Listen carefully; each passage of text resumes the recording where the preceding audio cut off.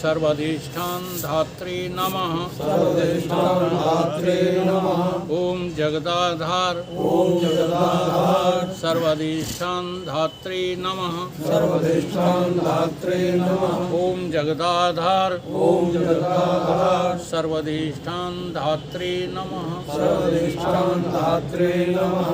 सच्चिदानंद भगवान की जय। सत्य सनातन धर्म की जय। सतगुरुदेव भगवान की जय। योग वशिष्ठ का वैराग्य प्रकरण 9 सर्ग जो है हो चुके हैं। 10वां सर्ग। राम जी बोले कि हे मुनीश्वर, अहंकार अज्ञान से उदय हुआ है, महादुष्ट है और ये परम शत्रु है। इसने मुझको दबा डाला है, मिथ्या है और सब दुखों की खान है। अब जिज्ञासु को इतना जो है स्पष्ट होना चाहिए। हम जिज्ञासा तो किए बैठे हैं, लेकिन अपने बारे में स्पष्ट नहीं है। कई स्पष्ट क्यों नहीं है? क्योंकि आचरण तो अहंकृत होता है हमारा। आप जो भी आचरण करते हो अहंकार के अधीन होकर करते हो या असीम के अधीन होकर करते हो। अहंकार सीमित है तो आत्मा असीम है। अहंकार जो है भिन्न भिन्न है। तुम्हारा अहंकार अलग है, हमारा अहंकार अलग है। जैसे सूर्य से किरणें निःसृत होते ही अनेक में बट जाती है, नहीं तो जो वैज्ञानिक हैं वो जानते हैं कि सूर्य और सूर्य की किरण अभेद है। पहली किरण जो सूर्य की है वो सूर्य से पृथक नहीं है। और जैसे ही वो एक अनेक में विभाजित हुई कि अनंत किरणें फैल जाती हैं संसार में, ऐसे ही अहंकार अज्ञान से पैदा हुआ है। ये बात सबको पता है। तो राम जी कह रहे हैं अहंकार की उत्पत्ति कहाँ से हुई है? अज्ञान से। काय के अज्ञान से? तुम्हारे अपने आपा के अज्ञान से। आप अपने को ही नहीं जानते और ज्ञानी बने घूम रहे, ज्ञाता बने घूम रहे। राम जी कह रहे हैं कि आत्मा के अज्ञान से अहंकार की उत्पत्ति होती है, इसका उदय हुआ है और ये सब दुखों की खान है। हमें जीवन में जितने भी दुख मिल रहे हैं सब का कारण, मूल कारण तो अज्ञान है, लेकिन तूल कारण जो है वो अहंकार। हम अपना अहंकार छोड़ दें तो संसार में न तो दुख है न सुख है। इसलिए भगवान ने कहा प्रकृति क्रियामाणान गुण कर्म सर्वशः अहंकार विमूढ़ात्मा कर्ता अहम। प्रकृति काम कर रही है, लेकिन प्रत्येक मनुष्य कहता है मैं करता हूँ। प्रत्येक जीव को ये अभिमान रहता है कि मैं करता हूँ, मैं करता हूँ। यह अभिमानी मान स्वयं बंध जाते। अभिमानी की पहचान क्या है? जो ये समझे कि मैंने किया, मैं करता हूँ, मैं करूँगा। अच्छा, अपन लोग गृहस्थी के बंधन में क्यों बंधे हुए? ईमानदारी लाओ जीवन में। कुछ अपनी मानते हैं। क्या अपनी मानते हैं? ये मेरे।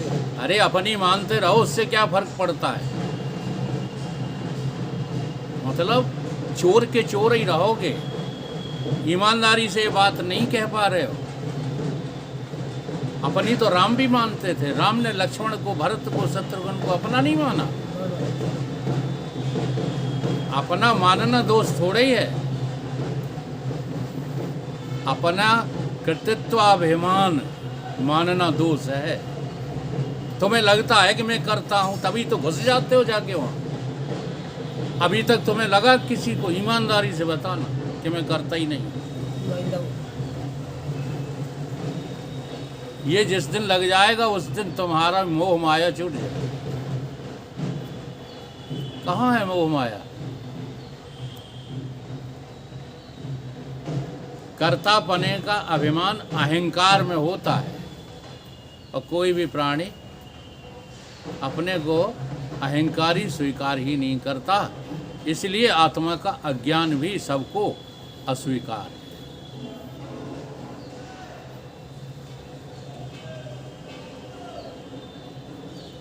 हे मुनीश्वर, कुछ मैंने अहंकार से भजन और पुण्य किया, जो कुछ लिया दिया, जो कुछ किया हुए सब व्यर्थ है। सब कुछ अहंकार से करते।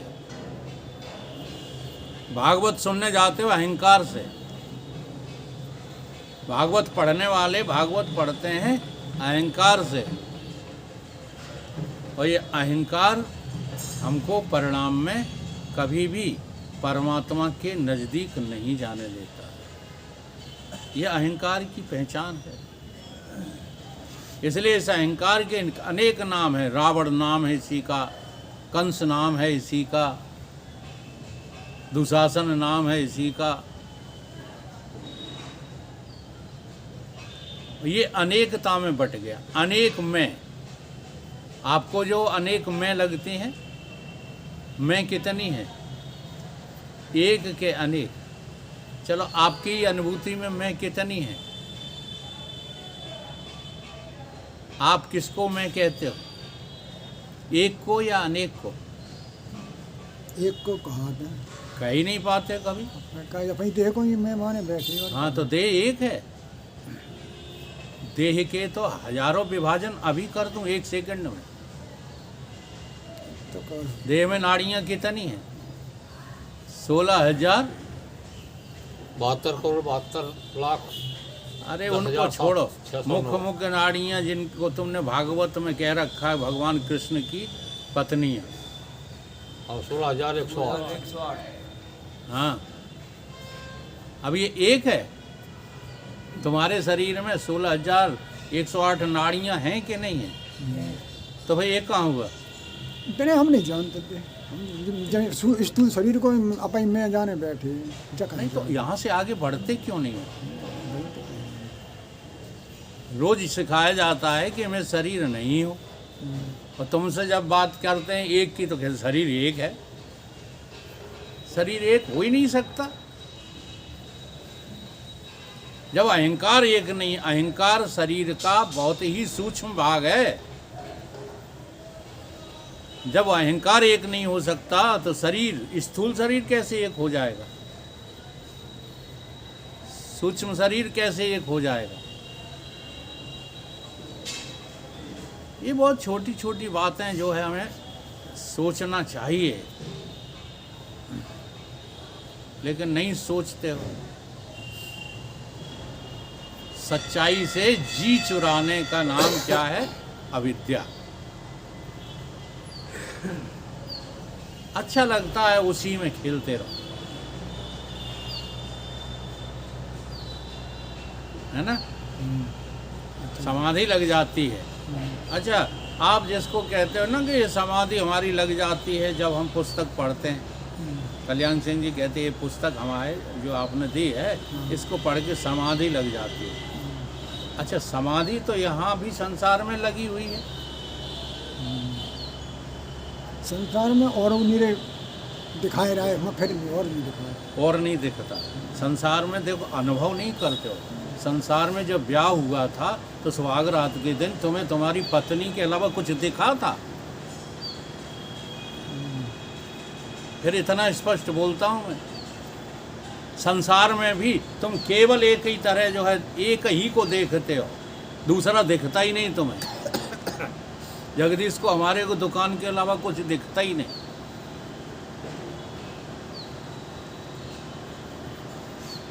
किसी को कुछ दिखता, किसी को कुछ दिखता। संसार में समाधि लगी हुई है सबकी, एक ही जगह दिखता है। एक ही जगह देखते हो। ऐसे ही तुम भीतर में जो कुछ तुम्हें सिखाया गया और तुम्हें दिखाई देने लगा, उल्लू की लकड़ियाँ है वो भी, वहाँ भी तुम एक ही देखे जा रहे हो। प्रकाश दिख गया तो प्रकाश ही देखे जा रहे हो। और अपने को जने क्या बहुत बड़ा ध्यान ही समझ बैठे हो। विष्णु दिख गए, ब्रह्मा दिख गए, भूत प्रेत दिख गए, यानी जो भी आपको दिख गया बहुत कुछ दिखता ही रहता है अंदर में। हाँ, उसी को तुम अपना क्या समझ बैठते हो? तरक्की। कि ये उन्नति नहीं है, ये परमार्थिक उन्नति नहीं है।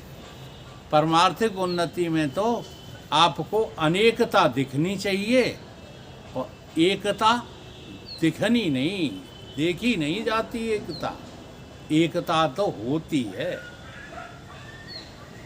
इसलिए सिद्धांत निकाला वेदांत ने कि जो दिखे सो सकल विनाशी और जो देखे सो है अविनाशी। संसार में भी हमारी समाधि लगी हुई है, अनुभव करो इसको। अब इस समाधि को तोड़ करके योगिक समाधि में जाओ पहले, और वही है साधना। ध्यान की साधना क्या है? योग की समाधि। इसको आजकल मैं निरंतर समझा रहा हूँ। बहिर्मुखी प्रवृत्ति जब होती है तो धर्म और अधर्म का पालन होता है, और वो संसार में ही होता है। अधर्म है तो संसार में है, और धर्म है तो संसार में है। इसलिए अधर्म छोड़ करके धर्म का पालन करो। बहिर्प्रवृत्ति से ही होगा, बहिर्मुखता से ही धर्म का पालन होता है, और बहिर्मुखता से ही अधर्म का पालन होता है। बहिर्मुखता को पलट दो, अधर्म से धर्म में लगा दो। ये साधना का तरीका है। अब हम धर्म में रुचि नहीं रखते, अधर्म में रुचि रखते हैं। जिन कृत्यों से संसार की प्रवृत्ति छूट जाए, उन कृत्यों का नाम धर्म है। और जिससे जो है संसार में प्रवृत्ति बढ़ती जाए, वो सब अधर्म है, चाहे कितना अच्छा हो या बुरा कार्य हो। संसार की आसक्ति बढ़ाना अधर्म है, संसार से निरासक्त होना धर्म है। और जब योग में आओ तो बहिर्प्रवृत्ति समाप्त हो जाती है। जब वैराग होता है तब योग में प्रवेश होता है। और धर्म जो है किया जाता है वैराग के लिए। इसलिए यज्ञ करो, तप करो, दान करो, ये सब काम करो। काहे के लिए? इनका जो है आप प्रयोजन क्या? परमात्मा की तरफ बढ़ने के लिए। नहीं तो यज्ञ, ताप, दान ये तुम्हारे सब व्यर्थ चले जाते हैं। इनसे तुम्हें कोई लाभ होने वाला नहीं है, क्योंकि कर्म तो अपना फल देते ही हैं। कितना भी तुम जोर लगा लो, जी हाँ, जो तुम्हारे प्रारब्ध में दुख या सुख हैं वो तो प्राप्त होंगे ही होंगे। प्रारब्ध को कर्म काट नहीं सकता। योग में प्रवेश करना ही पड़ेगा। और योग में प्रवृत्ति क्या होती है? अंतर्मुखी। इसको कल्याण ठीक से ध्यान दो, इस बात पे आप डट नहीं पा रहे हैं। संसार में जो कुछ होता है, समाधि भी होती है संसार में, संसार के ध्यान भी होते हैं। अब संसार का ख्याल ही तो ज़्यादा करते हो, काम तो कम करते हो। ये जो हम कहीं जाते हैं सत्संग सभा को लेकर, वहाँ से जो भागने की हमको पड़ती है, ये क्या है? काम नहीं है ये। ये काम का ख्याल है। इसलिए सरल उपाय बताया हमारे ऋषियों ने, साधुओं ने, कि कर से कर्म करो विधि नाना, लेकिन मन राखो जहाँ कृपा। लेकिन हमारा मन कहाँ रहता, क्योंकि ख्याल तो मन में पैदा हुआ, तो ख्याल बना रहता काहे का, संसार का। संसार में काम भी करते रहते हो, वो ख्याल भी तुम्हें संसार का ही रहता है, इसलिए तुम कर्म बंधनों में फंसे रहते हो।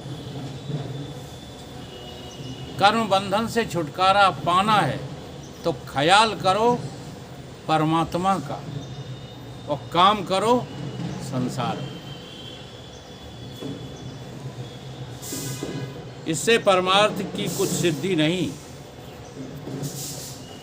जैसे राख में आहुति धरी व्यर्थ हो जाती है, वैसे ही मैं इसे जानता हूँ। जितने दुख हैं उनका बीज अहंकार है।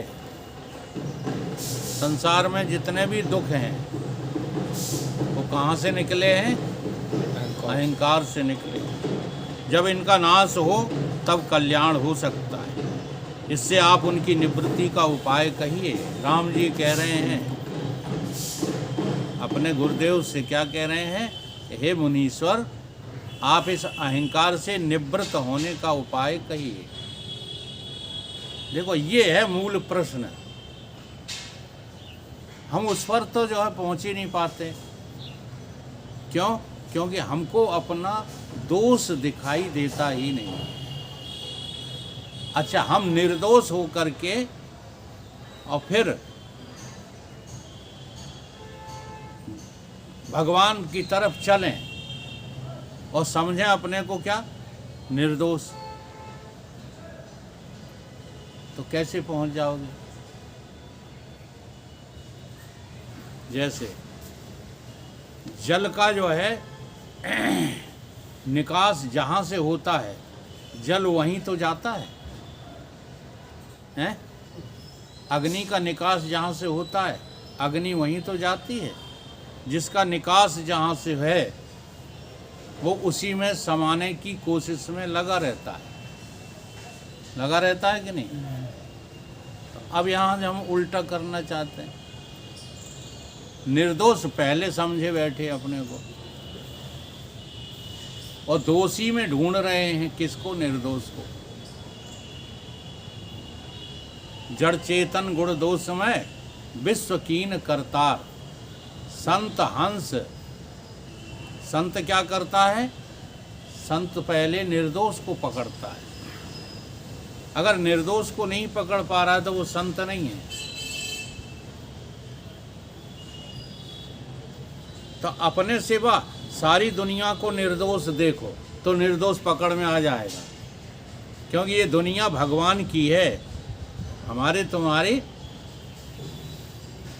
है, हैं? नहीं, चलो दुकान तो ये हमारे पिताजी लेकर दे गए, मकान और जमीन, ये चंद्रमा, सूर्य, नदियाँ, ये भी तो हमारे तुम्हारे पिताजी दे गए हैं। ये खास जो है साधना करने का तरीका है, इसको जीवन में जल्दी लाओ। दोष को पकड़ करके निर्दोष के प्रश्न करते रहते हो। पहले दोष को छोड़ो। दोष को छोड़ने का मतलब है वैराग्य को प्राप्त हो जाना। सारे दोष जब अपने में दिखाई देने लगते हैं तो उनसे निवृत्ति पाने की इच्छा भी जग जाती है, और जब नहीं दिखाई देते हैं तो दूसरों में दोष देखते रहते हो, अपने दोष तो नजर आते ही नहीं।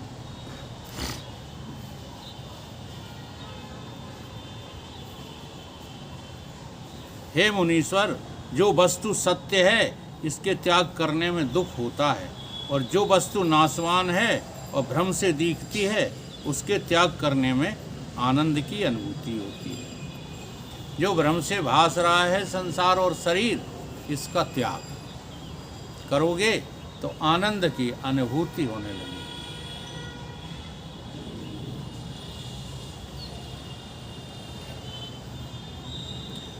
और ये मुख्य पहचान है हम तुम सभी साधकों में, जिसको त्याग में, किसके त्याग में, घर के मकान के संबंधियों के त्याग में आनंद की अनुभूति होती है।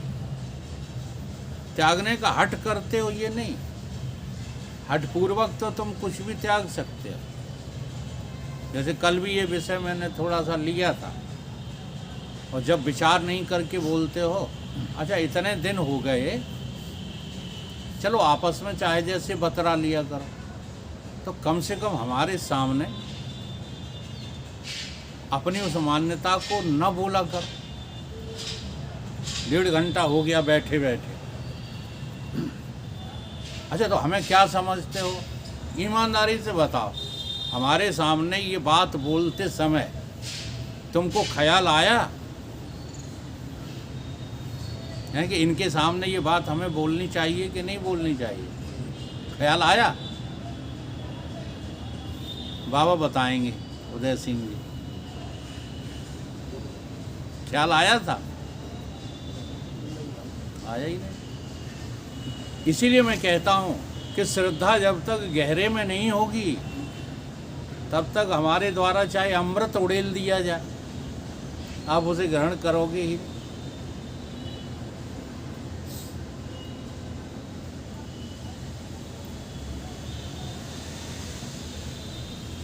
विवेकानंद जी ने जो है विदेश में कहा था इस बात को, और हमने 15 साल की उम्र से इसकी साधना की। गलती हो रही है, आज भी हो जाती है, लेकिन साधना तो करो। If you conquer your Tong, English में उन्होंने, अधिकांश विवेकानंद जी के भाषण विदेश में इंग्लिश में ही हुए हैं, उनका हिंदी रूपांतरण तो यहाँ किया गया है। उन्होंने कहा if you conquer your tongue, then you can conquer your whole body. अगर आप अपनी जबान पर जो है कंट्रोल रख सकें, बोलते समय सोचते नहीं है, जो विचार कर बोलते हैं वो बुद्धिमान होते हैं, जो बोलने के बाद विचारते हैं वो बुद्धू होते हैं। बोल तो गए, अब कहीं गलती होगी, विचार कर बोलिए, ये हम क्या बोले जा रहे हैं।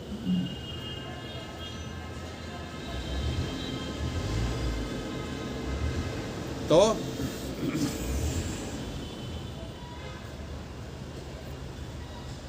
हे मुनीश्वर, परम दुख का कारण तो अहंकार ही है। जब अहंकार का नाश हो तब दुख का भी नाश हो जाता है। मुनीश्वर, हे मुनीश्वर, यह जो मैं राम हूँ सो नहीं, और इच्छा भी कुछ नहीं, क्योंकि मैं नहीं तो इच्छा किसको होगी।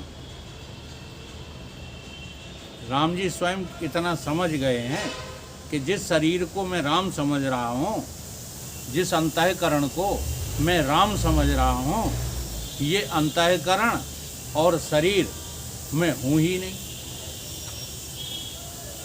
अब जब मैं हूँ ही नहीं तो इच्छा कहाँ होगी? इच्छा हमेशा मैं में होती है। इसलिए ये फॉर्मूला अपनाओ, मैं के आगे मैं खड़ी, मैं के आगे अनेक मैं खड़ी हुई हैं। मैं के आगे मैं, हम यहाँ पर जो है चिंतन करना प्रारंभ ही नहीं करते, हम बहिर्मुख होकर के बहुत कुछ विचारते रहते हैं। इसलिए मुझे अंतर्मुख होना आता ही नहीं। आप अपनी मैं को, हाँ शरीर की मैं को एक क्यों कहते हो? यही तो विचार करना है। आपकी अंतस की मैं के आगे जाने कितनी मैं खड़ी हैं। मैं को ढूंढना शुरू करो तो अनेक मैं मिल जाएंगी।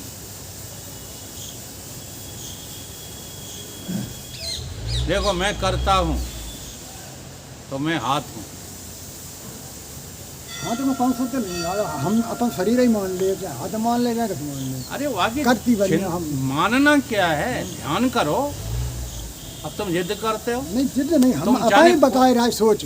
हम तो क्या नहीं सोच करें। ही गलत है हाँ, तुम्हारी। तो सोच गलत है, चाहे हम अब स्वीकार कर उसको लें। ठीक करो। जब तुम्हें ये लगे कि मैं करता हूँ तब तुम हाथ बन रहे हो। जब तुम्हें ये लगे कि मैं चलता हूँ तो तुम पैर बन रहे हो, नहीं बन रहे।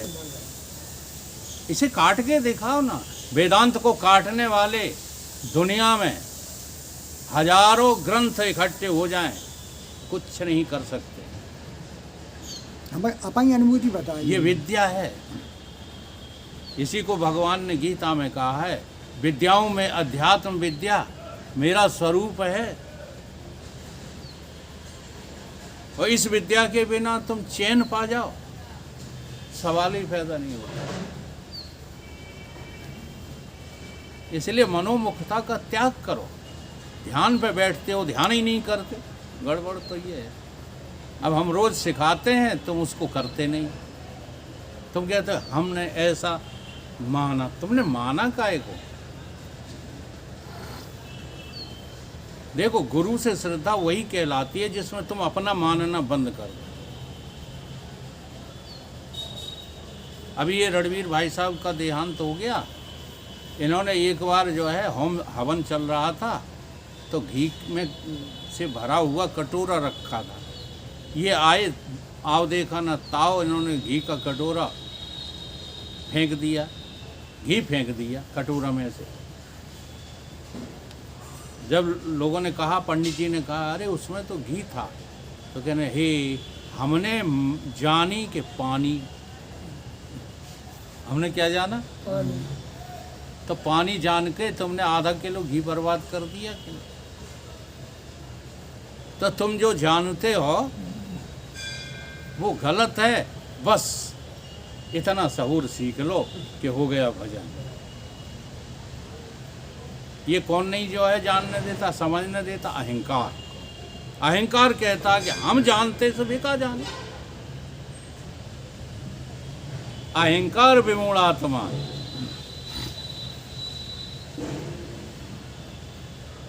हम देखो व्यास गद्दी पर बैठे, हमें कुछ नहीं आता। कई बार कह चुका हूँ, मुझे कुछ नहीं आता। हिंदी, इंग्लिश, संस्कृत, फारसी कुछ नहीं। संस्कृत तो बिल्कुल आती ही नहीं है। लेकिन हमें जो आता है अच्छों को नहीं आता। तो इससे अपने को कमज़ोर मत समझो कि अब हम वेदों को कैसे पढ़ें, शास्त्रों को क्या। ये अहंकार छोड़ दो पढ़ने का। पढ़ो खूब, लेकिन पढ़ने का अहंकार छोड़। जो तुमने पढ़ा है वो सब गलत समझा है। पढ़ा तो सही है, बात समझ रहे हो? पढ़ा तो सही है लेकिन समझा गलत है।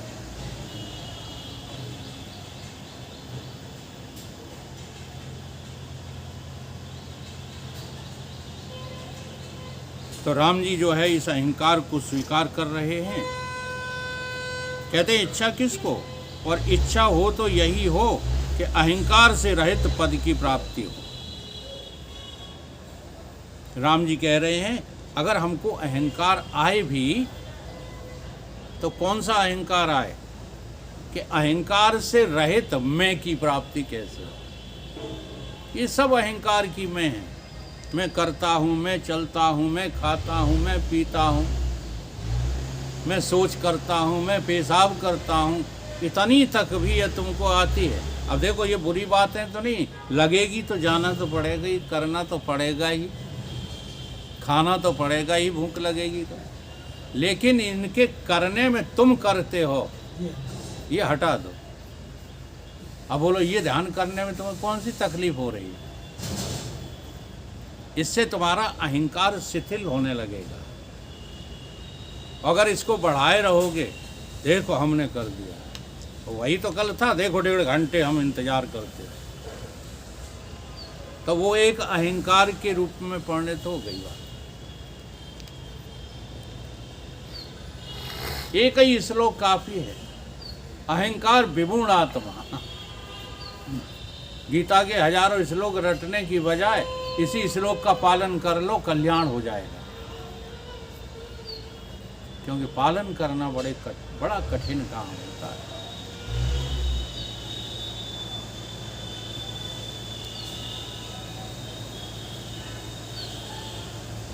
अहंकार से रहित पद की प्राप्ति हो जाए। जैसे जनेंद्र को अहंकार का उत्थान नहीं हुआ, वैसा मैं हूँ ऐसी मुझको इच्छा है।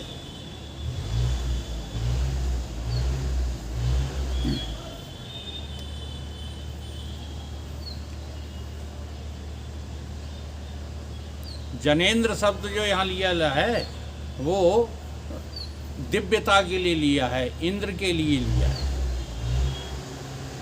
इंद्र देवता क्यों हैं? क्योंकि उन्हें अपने करने का अहंकार नहीं है, और जिसे करने का अहंकार नहीं है वो कोई भी हो देवता ही है। जैसे हमारे पिताजी के बारे में लोगों का ये मत था कि वो तो इंसान के रूप में देवता है। अब वो देवता क्यों कहे जाते थे?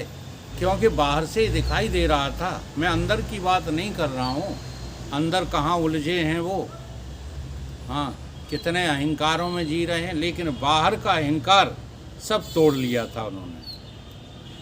4 साल के बच्चे से भी अपने आप राम राम करते थे। कभी किसी को जो है हाँ तिरस्कृत करना तो सीखा ही नहीं। अपने साथ अपकार करने वालों के साथ भी उपकार करते थे। जैसे अपने को किसी ने धोखा दिया तो वो अब कभी मदद मांगने आ गया तो उसकी भी मदद करते थे। और इन्हीं कारणों से जो है वो समाज में देवता कहलाने लगे थे। वो इंसान नहीं, वे तो देवता है।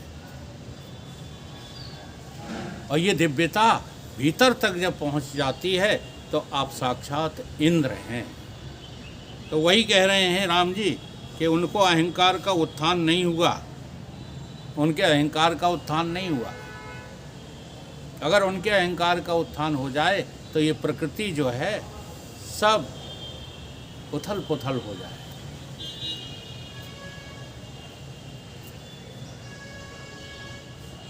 हे मुनीश्वर, जैसे कमल को बर्फ नष्ट करता है वैसे ही अहंकार ज्ञान का नाश कर देता है। अहंकार से क्या होता है? ज्ञान नष्ट हो गया। जबकि ज्ञान कैसा है? अविनाशी है। ज्ञान कभी नाश नहीं होता, लेकिन समझाने के लिए अतिशय युक्ति लगाई ही जाती है कि अहंकार ने ज्ञान का नाश कर दिया। जैसे व्याघ्र जाल से पक्षी को फंसाता है और उससे पक्षी दीन हो जाते हैं, वैसे ही अहंकार रूपी व्याघ्र ने तृष्णा रूपी जाल डाल करके इस संसार में जीवों को फंसा लिया है। किसने? अहंकार ने। उससे ये महादीन हो गए हैं। जैसे पक्षी अन्न के दाने सुख रूप जानकर चुगने आता है और चुगते चुगते जाल में फंस जाता है, दीन हो जाता है, वैसे ही ये जीव विषय भोग की इच्छा करने से तृष्णा रूपी जाल में फंस करके महादीन हो गया है। अब ये गिड़गिड़ाता फिरता।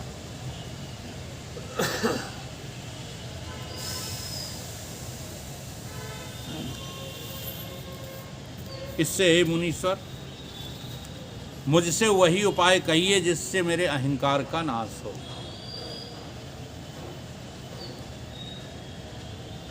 अहंकार ही सारे जो है दोषों का कारण है।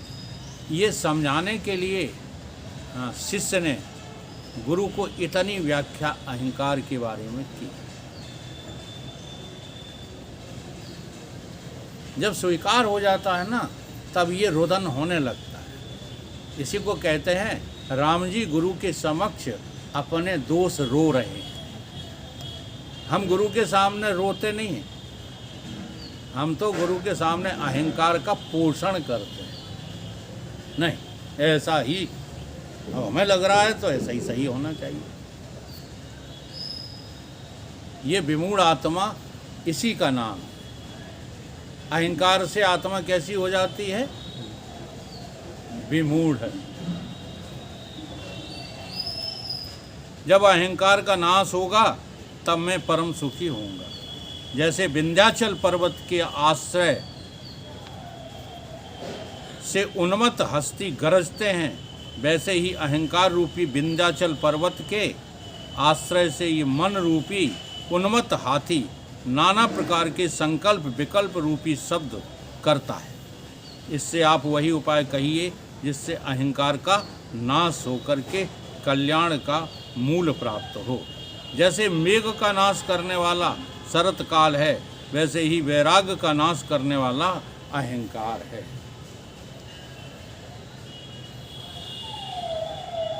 आप वैरागी होई, लेकिन आप अपने वैराग्य का नाश किए बैठे हो। काहे से? अहंकार से। और अहंकार को आगे रख के कहते हो दुनिया में कहीं कुछ है नहीं। अब कहीं कुछ है नहीं तो लगे क्यों पड़े? कोई नहीं रहेगा, कोई नहीं बचने वाला है, तो तुम क्यों बचना चाहते हो?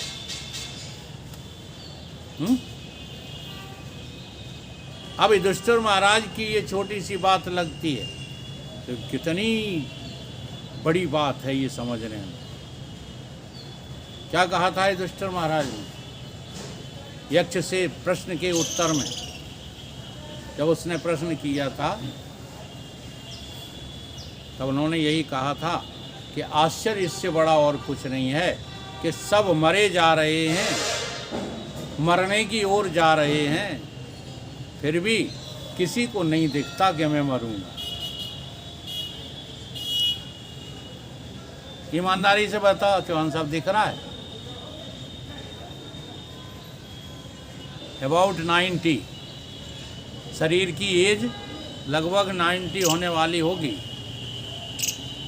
पीछे बैठे हैं उनकी भी ज़्यादा ही होगी शायद। उनकी 56 ही है। कितनी? 56। अरे तो तुम जवान हो यार।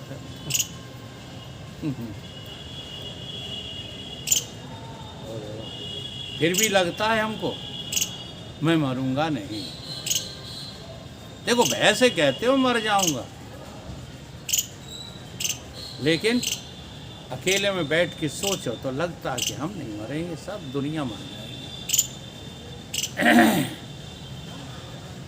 लगता तो सही है, हैं? लगता तो सही है, लेकिन समझ नहीं है।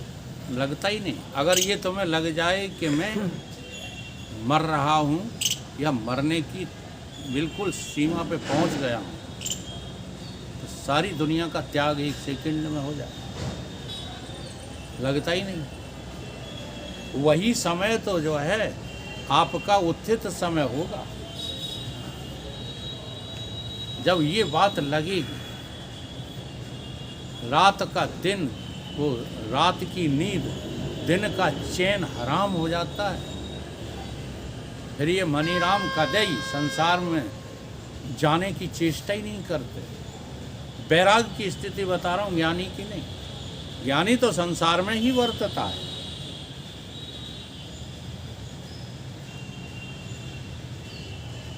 इसलिए ये जो ग्रंथ प्रारंभ हुआ वो बैराग से प्रारंभ हुआ। बैराग प्रकरण कौन सा चल रहा है ये? बस राम जी उदासीन बैठे दिखाए गए। क्यों? इसीलिए तो उनको कहीं कुछ अच्छा लग ही नहीं रहा था। समझ में आ गया कि इसका कारण अहंकार है। लगता नहीं है। लगने की परिभाषा बहुत गलत।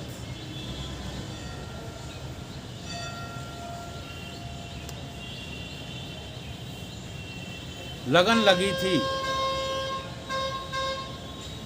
काम करने की लगन लगी थी, पैसा कमाने की, कमाया कि नहीं?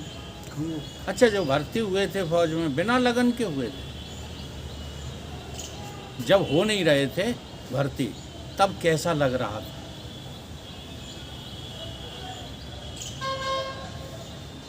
हुँ?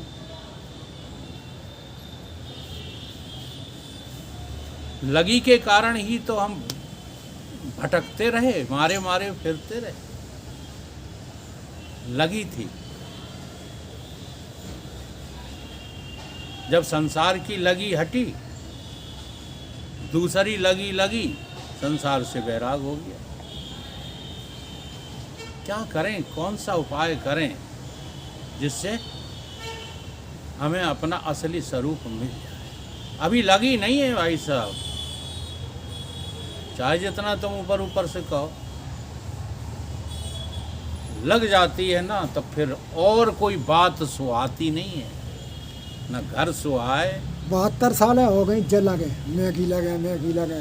अब जावा ये भी आपका जो है देखो, ठीक है, समय बता देना कोई बुरी बात नहीं है, लेकिन ये समय को बता देना लगी का प्रमाण नहीं है क्या?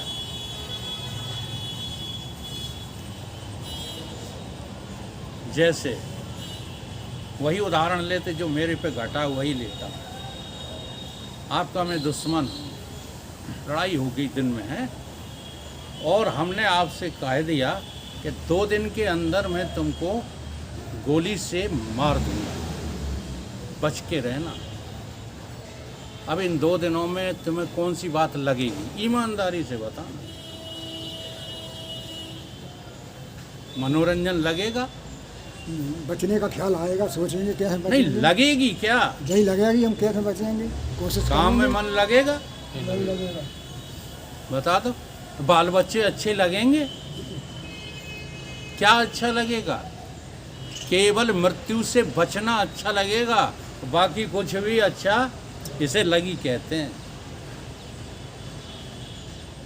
इसको लगी कहते हैं। ऐसी लगी हमें लग जाए। राम जी को यही लगी है, और योग वशिष्ठ यही सिखा रहा है, वही तुम्हें पढ़ाया जा रहा है कि लगी इसे कहते हैं। ये पहला चैप्टर वैराग का जो है वो लगने की बात कर रहा है, वैराग का ढोंग करने की बात नहीं कर रहा। चले हम उदास हो गए राम जी की तरह, हमारे सामने मुंह लटकाए बैठ गए। ये लगी वगी नहीं है। लगी का मतलब है 24 घंटे कहीं भी, न खाने में, न पीने में, न काम करने में, न दुकान चलाने में, न मेरा तेरा करने में, कहीं भी लगे नहीं। एक ही लगी लगे। इस घटना से बचा कैसे जाए?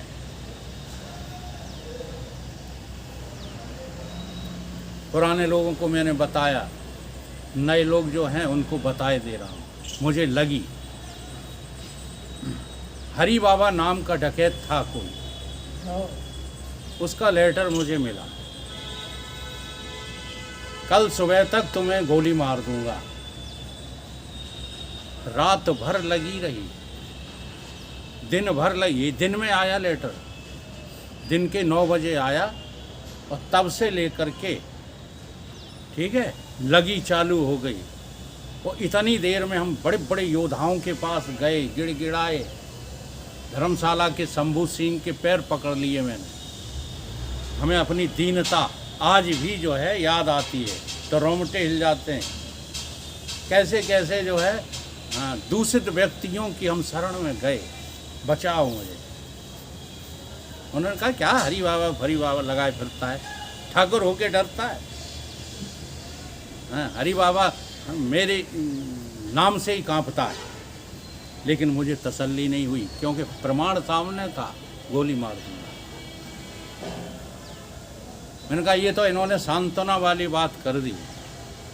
ठीक है, लगी, इतनी बुरी लगी। एक ही चिंता, कैसे बचें। प्रमोद जी को बताया, जितने भी हमारे हितैषी थे सबको मैंने बताया, लेकिन किसी ने रक्षा की गारंटी नहीं दी कि गोली मारने आएगा तो मैं तुम्हें बचा लूँगा। ये गारंटी किसी ने नहीं दी। तब रात को गुरुदेव प्रकट हुए। इसे कहते हैं लगी। और वो क्षण मेरी जिंदगी का सबसे सुहाना क्षण। तो जब लगी होती है प्यारे, लगी में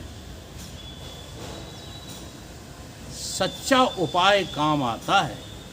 और लगी ही नहीं है तो हम खूब सच्चाई से आप लोगों को पढ़ा रहे हैं, आप पढ़ते ही नहीं। बिना लगी के, ये केवल बिना लगी की वजह से है। दूसरे की लग जाएगी, हाँ कि वे मरने को हैं, हमें उनकी सेवा करना है, उन्हें वे बीमार हैं, ये होना है, वो होना है, ये तो सब लगेगा। लेकिन तुम्हें अपने नाश होने की चिंता लगी क्या? वही राम जी को लगी।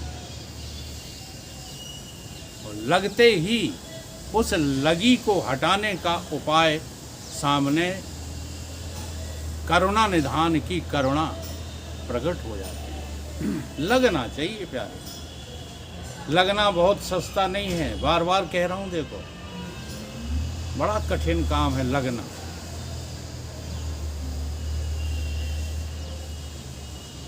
इसीलिए बहुत से लोगों ने कहा है कि एक बार तू मर कर तो देख, मैं तुझे अमर कर दूंगा। मरा मरा सबको कहे, मरा न जाने को। एक बार ऐसे मरो कि फिर मरना ही न हो। एक बार लगना चाहिए कि मैं जिंदा जहाँ से समझ रहा हूँ वहाँ से जिंदा हूँ क्या। अगर एक बार तुमको अपना मरना दिख जाए, समझ में आ जाए, लग जाए, तो मैं गारंटी लेता हूँ सारे काम धंधे छूट जाएंगे, सभी से संबंध जो है निवृत्त हो जाएगा। कहीं कोई तुम्हारा संबंध है ही नहीं, ये समझ में आ जाएगा। प्रयोजन सिद्ध हो जाएगा, संबंध सिद्ध हो जाएगा, विषय सिद्ध हो जाएगा, अधिकार सिद्ध हो जाएगा। इसी को कहते हैं चतुष्टय अनुबंध। ये सिद्ध हो जाता है। यहीं से प्रारंभ होती है भगवान की राह। भगवान की राह इससे पहले चल तो रहे हो, लेकिन चल नहीं रहे, खचेर रहे हो। एक होता नहीं खचेरना। एक बार 15 किलोमीटर का रास्ता चलना था तो हिम्मत बांध ली। हमारा बालपन था, हिम्मत तो बांध ली। लेकिन अब लोग पूछें लला कोई परेशानी, तो वैसे ही मुंह हिला दे, नहीं हम चल रहे हैं, कोई परेशानी नहीं। लेकिन मेरा अंतर मन जानता था कि हम तो घसीट रहे हैं, चल कहाँ रहे। ऐसे ही अध्यात्म की तरफ अभी घसीट रहे हो, इसे चलना नहीं कहते। वैराग्य के बिना जो है ज्ञान प्राप्त नहीं हो सकता। हे मुनीश्वर, आत्मरूपी सूर्य, उसका आवरण करने वाला मेघ रूपी अहंकार ही था।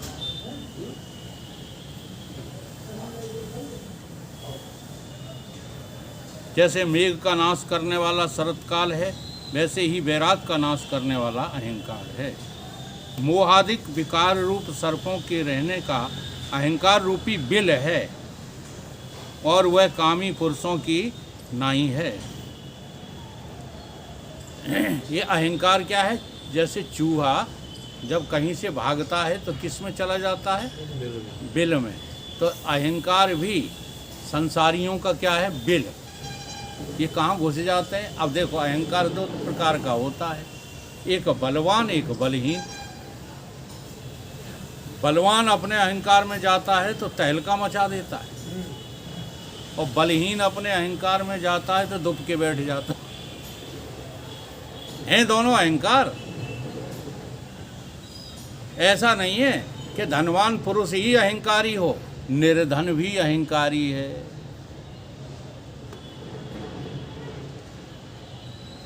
हमने एक गाना सुना था, उसमें ये कहा गया कि ये ऊंचे महलों वाले, हाँ, हम सड़क वालों से क्यों चलते हैं।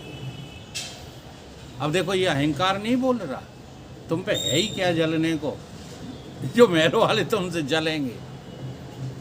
लेकिन उसका ख्याल क्या है कि ये महल वाले भी हमसे जलते हैं कि ये गरीब क्यों है। तो गरीबी भी क्या है, अहंकार है। बलहीनता भी क्या है, अहंकार है। बलवान होना ही अहंकार नहीं, बलहीनता भी अहंकार ही है। सुपर होना ही अहंकार नहीं, इन्फीरियर होना भी अहंकार ही है। ब्राह्मण होना अहंकार नहीं है, ही अहंकार नहीं है। हरिजन होना भी अहंकार ही है। आज इनका अहंकार देखो कितना पनप रहा है, नहीं पनप रहा। हाँ, इधर ब्राह्मण अहंकार में लगे हुए हैं, इधर छत्री लगे हुए हैं, इधर बनिया लगे हुए हैं। बनियों ने अहंकार इतना बढ़ाया कि आज उनके मुकाबले धर्म संप्रदाय कोई दूसरा है ही नहीं हिंदुस्तान में। ये अहंकार की महिमा है। सब अपना अपना अहंकार बढ़ाने में लगे। अहंकार के बस में होकर महावीर स्वामी पकड़ लिए बनियों ने। क्या महावीर स्वामी इनके पिता की खेती है क्या? हरिजनों ने अहंकार में के बस में आकर पकड़ लिए। चौराहे चौराहे पर मिलेगा फोटो। क्यों? उन्होंने सारे हिंदुस्तान के लिए संविधान बनाया है कि केवल इनके लिए? अब ये इनको परमात्मा मान रहे हैं। महावीर स्वामी को बनिया ले उड़े, ठीक है, और ये छत्री लोग राम को ले उड़े। राम के ऊपर इनने अपना अधिकार जमा लिया। ये अहंकार है, सिवाय अहंकार के और कुछ नहीं। और ब्राह्मण लोग, ये हमने कभी सुना ही नहीं था परशुराम जयंती। ये कलयुग में ही मनने लगी, अभी अभी मनने लगी। जब से ठाकुर ब्राह्मण का विरोध शुरू हुआ तब से ये जो है मनने लगी।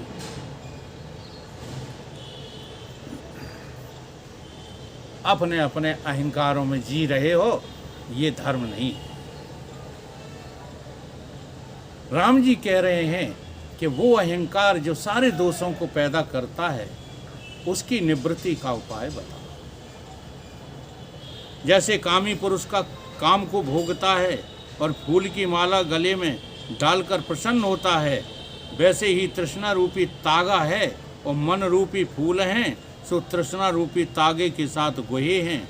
सो अहंकार रूपी कामी पुरुष उनको गले में डाले फिरता है और प्रसन्न होता है।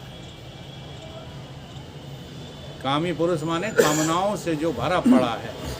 अच्छा, ये माला पड़ती है तो किस बात की खुशी?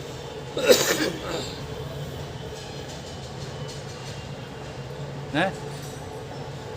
एक संत थे तो उनके गले में माला डाली गई तो वे रोने लगे। उनसे पूछा, रो क्यों रहे महाराज, हम तो आपका सम्मान कर रहे हैं। तो उन्होंने कहा कि देखो, अभी रोने की प्रैक्टिस कर रहे हैं फूलों की माला से। तो क्यों? कि आगे जूतों की माला पड़ेंगी तब क्या करेंगे? तो अभ्यास हो जाना चाहिए कि नहीं? इसे दूरदृष्टि कहते हैं। जो आज फूल की माला पहना रहे हैं, हाँ, कल वही क्या करेंगे?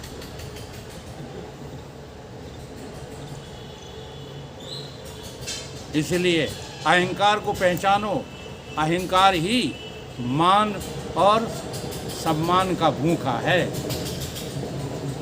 इसी का अपमान होता है। आत्मा में न कोई जो है मान है, न अपमान है, न अपना है, न पराया है, न लेना है, न देना है। इसलिए उस अहंकार रहित आत्मा को जानने का उपाय कीजिए। हे मुनीश्वर, आत्मरूपी सूर्य है, उसका आवरण करने वाला मेघ रूपी अहंकार है।